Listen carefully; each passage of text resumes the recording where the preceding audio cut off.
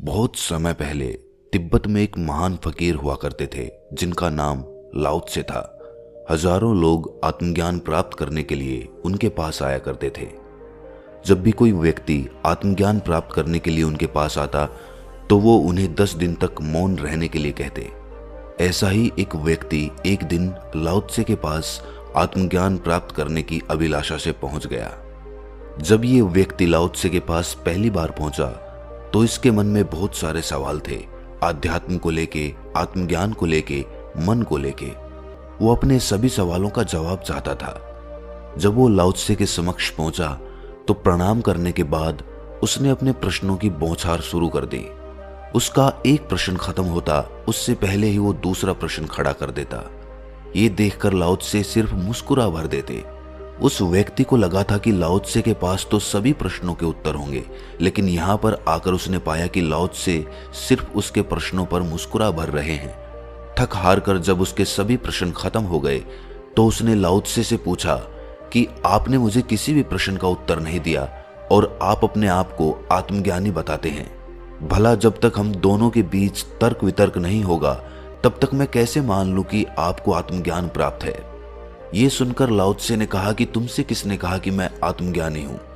अगर तुम मुझसे आत्मज्ञान पर बहस करने आए हो तो मेरे पास ऐसा कुछ भी नहीं है जिससे मैं तुम्हें संतुष्ट कर सकूं। लेकिन अगर तुम वास्तविकता में आत्मज्ञान प्राप्त करना चाहते हो तो तुम 10 दिन तक मौन रहकर यहीं आश्रम में ध्यान साधनाएं करो, और अगर 10 दिन के बाद भी तुम्हारे अंदर कोई सवाल रहता है तो मैं उसका जवाब जरूर दूंगा। लेकिन इसके लिए एक शर्त यह है कि 10 दिन तक तुम्हें कुछ भी नहीं बोलना है, किसी से कोई प्रश्न नहीं करना है, बस अपनी ध्यान साधनाओं में लीन रहना है। वो व्यक्ति इस उद्देश्य से लाओ त्से के पास आया था कि वो लाओ त्से से ज्यादा ज्ञानी है, और जो भी लोग लाओ त्से के पास आत्मज्ञान पाने के लिए आते हैं वो या तो मूर्ख हैं या फिर वो लाओ त्से की सच्चाई जानते ही नहीं हैं। इसीलिए वो लाओ त्से को लोगों की नज़र में गलत साबित करने के लिए 10 दिन तक वहीं पर रहने का निश्चय कर लेता है। उसे लग रहा था कि 10 दिन की ही तो बात है, फिर मैं लाओ त्से से ऐसे तर्क वितर्क करूंगा कि लाओ त्से उनके जवाब दे ही नहीं पाएगा। पहले दिन जब उसने चुप रहने की कोशिश की तो अपने आसपास जब वो लोगों को आपस में बातचीत करते हुए देखता तो वो भी अपनी राय और अपनी सलाह उन लोगों को देना चाहता था, लेकिन तत्क्षण उसे याद आ जाता कि अगर मैं कुछ बोलूंगा तो इस आश्रम से बाहर निकाल दिया जाऊंगा। इसीलिए वो मौन साधे रहता। लेकिन उसके मन के अंदर तो बहुत छटपटाहट चल रही थी। उसके मन के अंदर तर्क वितर्क करने की तीव्र इच्छा पनप रही थी। लेकिन जैसे तैसे करके उसने पहला दिन तो निकाल लिया। अगला दिन होते होते उसे लगने लगा था कि यहाँ पर चुप रहना तो बहुत मुश्किल होगा, क्योंकि आज तक जीवन में वो एक क्षण भी चुप नहीं रहा था और अब उसे 10 दिन तक चुप रहना था। लेकिन वो व्यक्ति अपनी चुनौती को स्वीकार कर चुका था, इसीलिए वो हार भी नहीं मानना चाहता था। इसीलिए अगले दिन से उसने निर्जीव चीजों से बात करना शुरू कर दी। कभी वो पेड़ के पास खड़ा होकर उससे बात करने लगता, कभी वो दीवार से बात करने लगता, लेकिन बदले में दीवार या पेड़ तो कोई बात नहीं कर सकते थे। इसीलिए वो खुद ही बातें करता और खुद ही उसका जवाब देता। धीरे धीरे उसे एहसास होने लगा कि इससे भी उसके मन की छटपटाहट दूर नहीं हो सकती। उसे अपनी मन की छटपटाहट दूर करने के लिए किसी जीवित आदमी से ही बात करनी होगी। लेकिन अब तक लाओ त्से द्वारा बताई गई ध्यान प्रक्रियाएं करते हुए उसे इतना तो आभास हो गया था कि वो 10 दिन तक चुप रह सकता है। जैसे जैसे समय बीतता गया और 10वां दिन नजदीक आता गया, वैसे वैसे वो व्यक्ति चुप होता चला गया। अब उससे कोई सवाल भी करता तो वो कोई जवाब ना देता, बस चुप हो जाता और मुस्कुरा देता, जिस प्रकार लाओ त्से मुस्कुरा देते थे। उसके मित्रों को ये बड़ा ही अजीब लगा, क्योंकि जो आदमी एक पल के लिए भी चुप नहीं होता था अब वो एकदम से चुप हो गया था, एकदम से शांत हो गया था। जब 10 दिन पूरे हो गए तो उसके मित्रों ने लाओ त्से से पूछा कि अब तो इन्हें बोलने की आज्ञा दीजिए, और हम भी जानना चाहते हैं कि इतना बोलने वाला इंसान अचानक इतना चुप कैसे रहने लग गया। लाओ त्से ने उस व्यक्ति को संबोधित करते हुए कहा कि अब जो भी तुम्हारे सवाल हैं, जो भी तुम मुझसे पूछना चाहते हो, तुम बेहिचक मुझसे पूछ सकते हो। उस व्यक्ति ने हाथ जोड़कर उन्हें प्रणाम किया और उनके पैरों में नतमस्तक हो गया। अब वो कुछ भी नहीं बोल रहा था, बस उसकी आंखों से आंसुओं की धाराएं बह रही थीं। वो श्रद्धा और भक्ति में डूब गया था। उसका मन तन्मय हो गया था, उसका मन परिपूर्ण हो गया था, उसके सभी सवाल और जवाब मिट चुके थे। लाओ त्से ने उसे उठाते हुए अपने गले से लगा लिया। लाओ त्से समझ चुके थे कि अब उसके मन में कोई भी सवाल शेष नहीं रहा है, लेकिन फिर भी उसने उसके मित्रों की शंका दूर करने के लिए उस व्यक्ति से कहा कि अपने 10 दिन के अनुभवों को हम सभी के साथ साझा करो और 10 दिन के अंदर तुम्हारे जीवन में क्या परिवर्तन आया उसे हम सबको बताओ, ताकि हम सब चुप रहने के फायदे समझ सकें।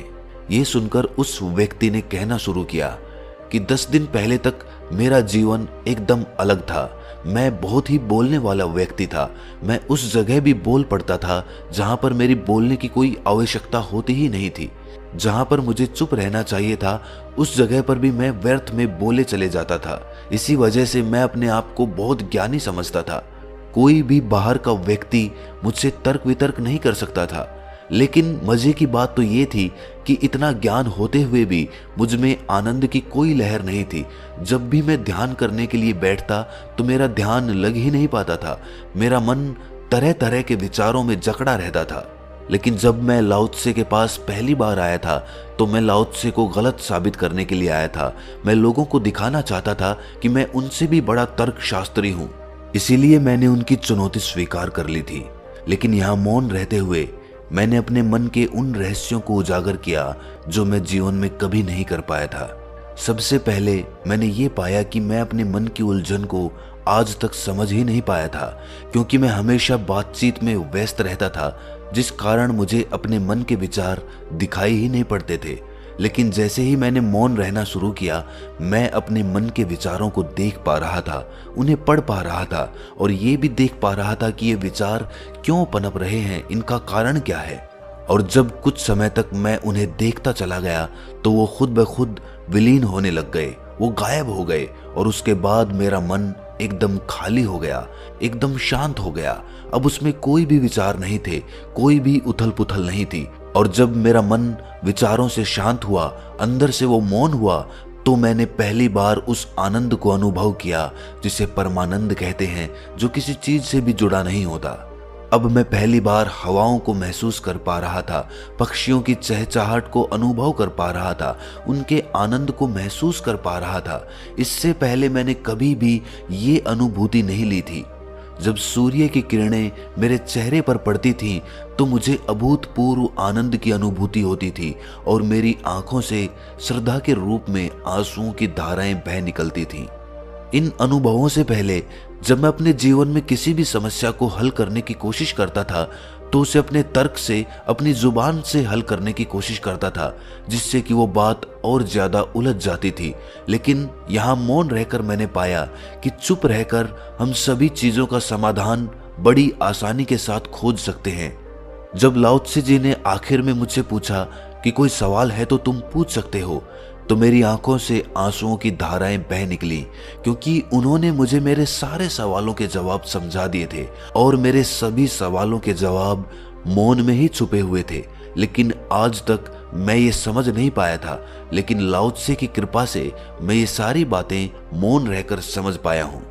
दोस्तों, महात्मा बुद्ध कहते हैं कि जब तक हम ऊपर से मौन होना नहीं सीखेंगे तब तक हम अंदर से भी मौन नहीं रह सकते। सबसे पहले हमें ऊपर से मौन होना सीखना होगा, उसी के बाद हम भीतर से मौन हो पाएंगे। और ध्यान में उतरने की पहली सीढ़ी मौन होती है। जब आप मौन रहना सीखते हैं तो आपके विचार शांत हो जाते हैं और उसके बाद आप ध्यान में बड़ी आसानी से प्रविष्ट हो पाते हैं। जो लोग भी ज्यादा बोलते हैं या फिर हमेशा बोलते ही रहते हैं, उन लोगों को कोई भी गंभीरता से नहीं लेता। वहीं दूसरी ओर जो लोग परिस्थिति के हिसाब से बोलते हैं, कम बोलते हैं, उनके बोलने का इंतजार सब लोग करते हैं और उनको सुनने के लिए सभी लोग अपने कान लगाकर बैठे होते हैं। मौन रहने से आपकी बुद्धि भी तीव्र होती है, आपकी समझ बढ़ती है, क्योंकि जिन समस्याओं का समाधान आप किसी से पूछेंगे वो आदमी अपनी समझ से ही आपको समाधान बताएगा। लेकिन अगर आप मौन रहकर अपनी समस्याओं का समाधान अपने भीतर खोजेंगे तो वो समस्याएं आप खुद समझ पाएंगे, जिससे आपकी समझ और आपकी बुद्धि भी तीव्र होती चली जाएगी। अक्सर जब भी किसी व्यक्ति पर कोई समस्या आती है तो वो किसी दूसरे समझदार आदमी के पास भागता है कि वो उसे कोई हल बता दे, कोई समस्या का समाधान बता दे, लेकिन वो कभी भी अपने भीतर जाकर उस समस्या का समाधान खोजने की कोशिश नहीं करता। इसी वजह से उसकी समझ और उसकी बुद्धि कभी तेज नहीं हो पाती। लेकिन अगर वो ऊपर से मौन होना सीख जाए, दूसरों से अपनी समस्या का समाधान ना पूछे और अपने भीतर ही उस समस्या को खोजे, तो उसे उस समस्या का समाधान मिलेगा, उसका हल भी मिलेगा। लेकिन उसके लिए संयम रखना होगा। हमें तत्क्षण 2 मिनट मौन रहकर किसी समस्या का समाधान नहीं मिलेगा। उसके लिए हमें अभ्यास करना होगा निरंतर मौन रहने का। ज्यादा बोलने वाले लोगों से सब बचना शुरू कर देते हैं। उनसे कोई बात करना पसंद नहीं करता, क्योंकि वो व्यर्थ में ही यूं ही उठपटांग बातें करते रहते हैं और दूसरों का भी समय व्यर्थ करते हैं। और वहीं पर जो लोग कम बोलते हैं या फिर मौन रहते हैं, उनके सानिध्य में सभी लोग बैठना चाहते हैं। महात्मा बुद्ध अक्सर मौन रहा करते थे और समय आने पर ही बोलते थे। अक्सर उनके उपदेशों का एक समय निर्धारित होता था और उसी समय वो बोला करते थे। लेकिन फिर भी उनके मौन रहते हुए भी हजारों लोग उनको घेरे रहते थे। इसीलिए बुद्ध हमेशा कहते थे कि शब्दों से ज्यादा ताकत मौन में होती है। जिस दिन तुम ये समझ जाओगे, उसी दिन तुम्हारा जीवन परिवर्तित हो जाएगा। तो दोस्तों, कैसी लगी ये कहानी आपको कमेंट सेक्शन में जरूर बताना, और अच्छी लगी हो तो इस चैनल को सब्सक्राइब जरूर कर लेना। तो मिलते हैं अगली किसी कहानी में, तब तक के लिए